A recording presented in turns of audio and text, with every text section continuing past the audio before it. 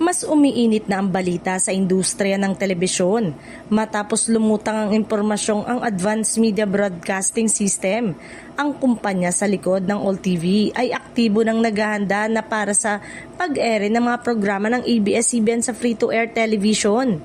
Ito ay itinuturing na malaking hakbang hindi lamang para sa All TV, kundi pati na rin sa mga kapamilya viewers na matagal nang umaasang makabalik sa free TV ang mga paborito nilang palabas. Ayon sa mga usap-usapan, layunin ng partnership na palakasin ang programming lineup ng All TV sa pamamagitan ng mga subok at patok na ABS-CBN shows. Inaasahang kabilang dito ang mga teleserye, news program at noontime show na may matibay na following.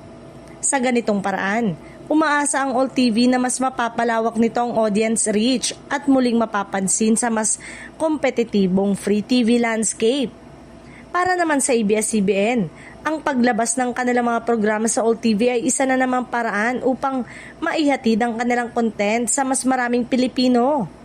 Matapos ang ilang taon ng pakikipag-collaborate sa iba't ibang platform at network at makabalik sa Free TV, malinaw na nananatiling bukas ang Kapamilya Network sa mga partnership na makakatulong upang panatilihing buhay at malakas ang kanilang mga produksyon. Samantala, positibo ang naging reaksyon ng ilang netizen. Marami ang nagsasabing magandang oportunidad ito para sa parehong network. All TV na naghahanap ng solidong content at ABS-CBN na patuloy na nagbabalik sa Free TV sa iba't ibang anyo. Malinaw na isa itong development na dapat abangan sa darating na taon. Posibleng magbago na ang takbo ng kompetisyon sa Free TV at muling makaranas ang mga manonood ng mas maraming dekalidad na programa. Isang panalo hindi lang para sa mga network kundi lalo na para sa publiko.